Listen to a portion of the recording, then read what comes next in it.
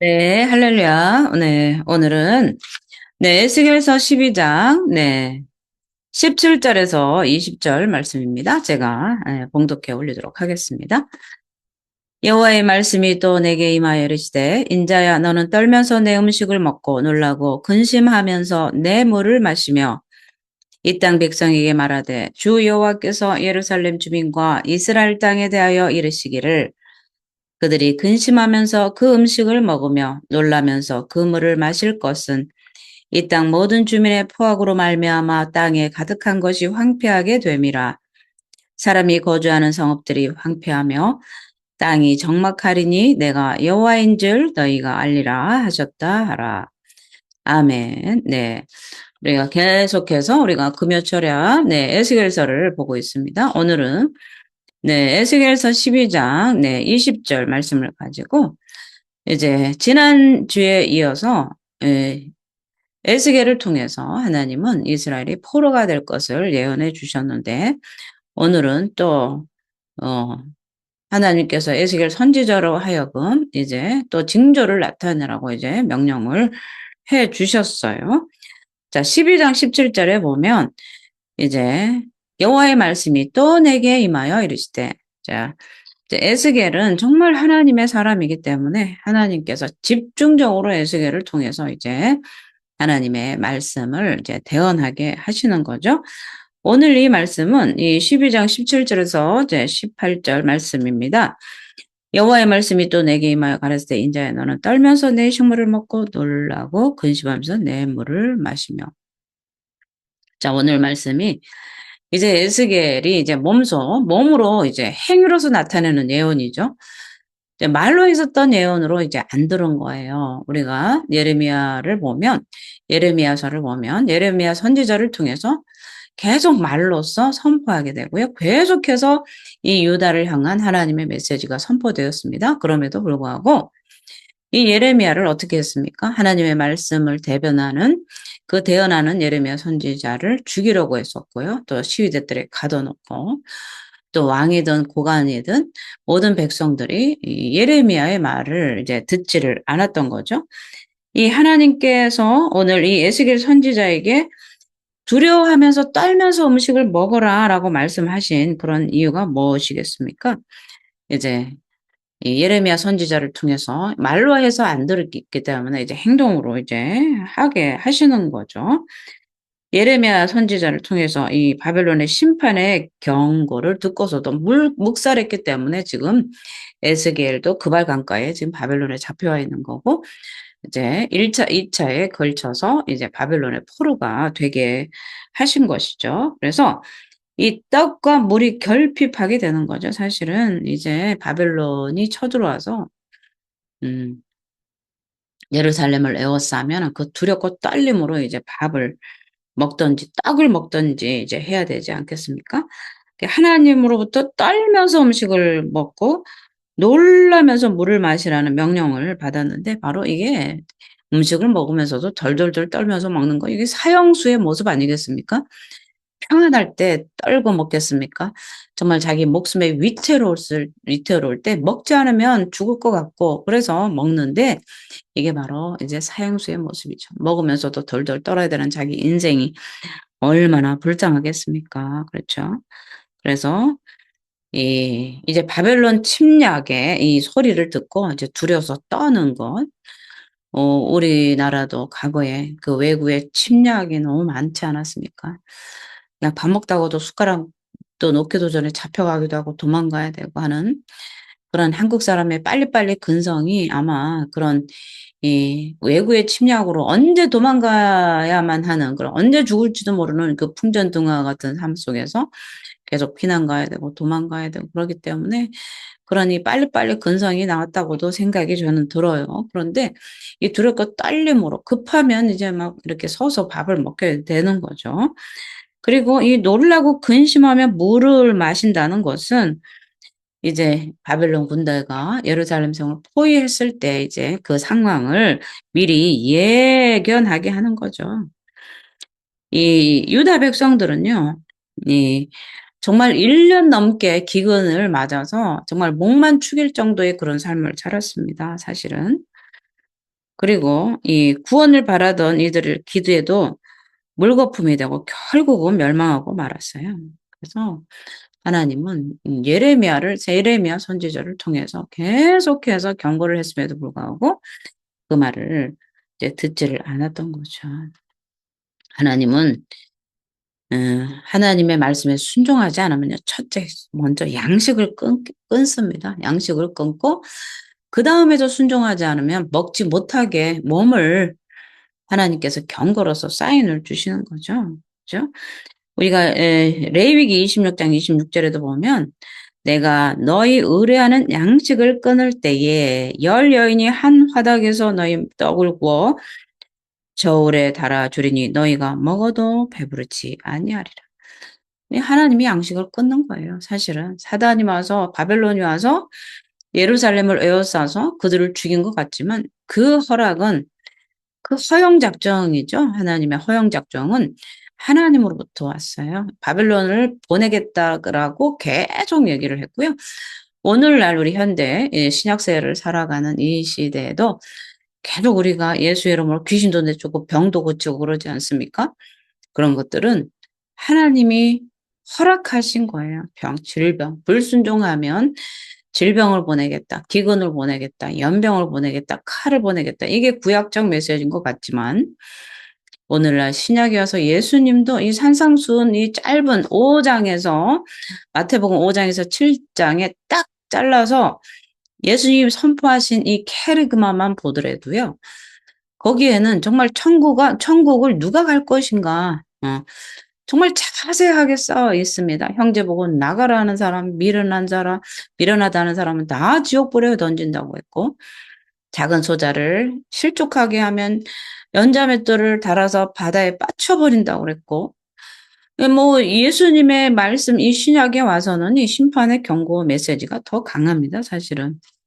왜냐하면 구약은 행위법, 율법만 지키는 그런 행위의 법이지만 오늘 신약에 와서는 우리에게 성령의 법, 마음의 법까지 감찰하고 계시기 때문에 지금 더 어쩌면 우리가 더 하나님 말씀의 과거의 구약에 이 지금 에스겔서의 이 배경에 나오는 유다의 백성들보다 우리가 더 패역한 백성은 아닌가 우리도 잘 돌아봐야 된다는 사실입니다. 자, 이 근심하면서 물을 마시는데 욥기에서 보면 욥기 3장에도 나는 먹기 전에 탄식이 나며 나의 앓는 소리는 물이 쏟아지는 것 같구나. 얼마나 그 고난이 심했는지. 욥은 이 의인이면서 하나님이 어떤 공의를 나타내기 위해서 이 욥에게 잠깐의 그 고난을 허락하셨지만 오늘 이 에스겔서에 나온 이 말씀은 불순종으로 인한 하나님 앞에 불순종하고 우상 숭배한 이 결과가 지금 이들에게 이 근심과 탄식과 두려움과 멸망이 다가오게 된 것입니다.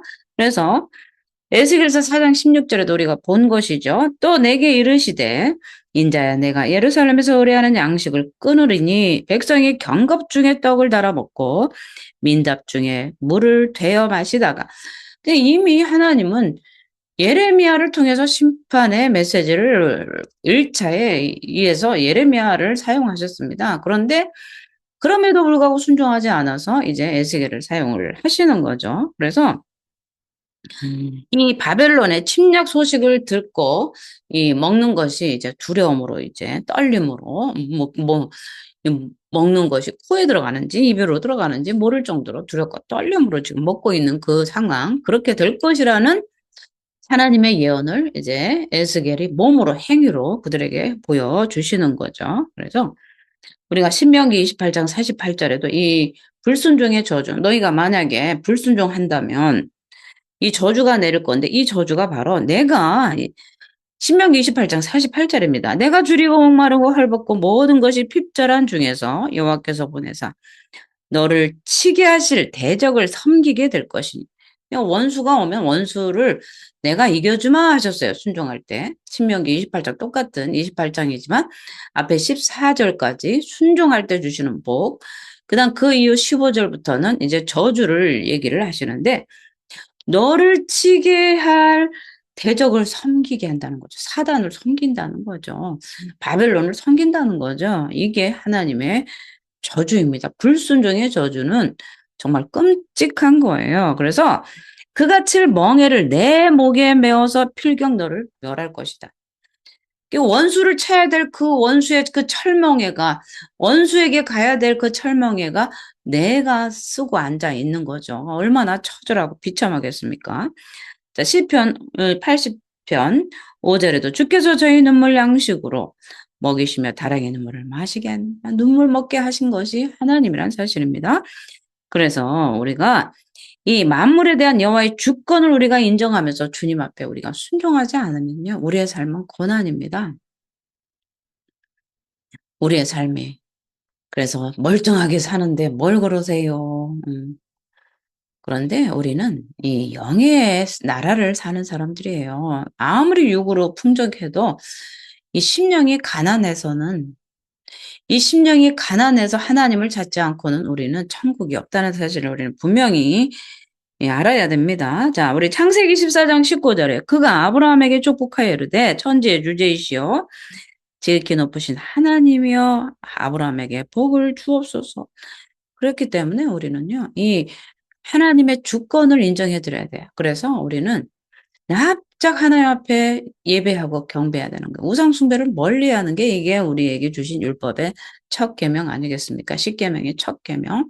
하나님은 질투의 하나님이시고 하나님은 그 우상을 계속해서 질투하시기 때문에 오직 하나님만 섬기지 않으면 죽음이란 사실을 우리는 분명히 알아야 될 줄 믿습니다. 그래서 우리가 로마서 11장 36절에도 이는 만물이 주에게서 나오고 주로 말미암아 주에게로 돌아감이라 영광이 그에게 세세히 있으리로다. 이렇게 말씀을 하시는 거예요. 네. 자, 그래서 이제 19절로 한번 가보겠습니다. 이 땅 백성에게 말하되 주 여호와께서 예루살렘 거민과 이스라엘 백성 땅에 대하여 이르시기를 그들이 근심하면서 그 식물을 먹으며 놀라면서 그 물을 마실 것은 이 땅 모든 거민의 강포를 인하여 땅에 가득한 것이 황무하게 됨이라. 아멘. 자, 이 땅에 가득한 것이 황무하게 된다는 것이 무엇입니까? 우리가 에스겔서 6장 6절에 보면 이 성읍이 사막이 된다는 거예요. 가나안 땅의 그 넝쿨째 그 굵은 이 헤브론의 포도와 야자와 또 무화과들이 다 이제 사라지고 다 바벨론의 말발굽에 다 밟히고 이제 사막이 된다는 거죠. 자, 에스겔서 6장 6절입니다. 내가 너희 거하는 모든 성읍으로 사막이 되며 산당으로 황무하게 하리니 이는 너희 제단이 깨어지고 황폐하며 너희 우상들이 깨어져 없어지며 너희 태양상들이 찍히며 너희 만든 것이 다 패하고. 그러면 우리가 이거를 에스겔서를 조금 보는 것이 우리에게 얼마나 유익인지 모르겠습니다.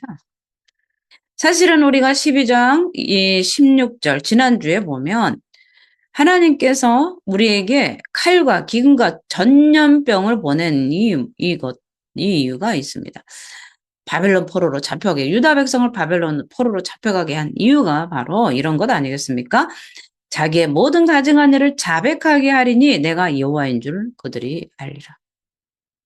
가증한 일을 자백하기 위해서. 그러니까 우상 숭배의 그 행위를 완전히 근절시키기 위해서 하나님은 이 일을 할 수밖에 없어요.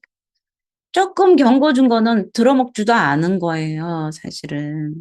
그렇기 때문에 그들에게서 우상 숭배의 가증한 일을 완전히 없애기 위해서는 그 성읍을 완전히 황폐하게 만들어야 되고요. 그들이 쌓아놓은 이 산당들을 완전히 제거하기 위해선 그냥 심판의 불로써 이 유다 백성들의 성읍이 완전히 초토화되어야만 그들이 아끼는 이 산당들, 우상들이 다 사라질 것 아니겠습니까? 그리고 성전은 왜 허물어졌습니까? 성전 안에 단문수에게 곡하고 성전 벽, 동서남북 문에 가증한 것들을 그려놓고 거기서 애곡하며 향을 피우며 우상 숭배한 그것 때문에 그러면 그들이 아끼는 것들이 다 박살이 나야 되는 거 아니겠습니까? 다 파괴가 돼야만 그들이 벌벌벌 떨면서 귀중히 여겼던 우상 숭배의 그 모든 가증한 일들이 다 돼야 된다는 거죠. 그리고 그 가증한 일들을 자백하게 하도록. 그래서 나 여호와인 줄 알리라. 그들이 알리라. 이것 때문에 하나님은 바벨론의 침략을 허락하셨고, 또 하나님 입장에서는 하나님의 백성들을 다시 회복시키기 위해서 바벨론이라는 도구를 사용하셨다는 것입니다. 자, 그래서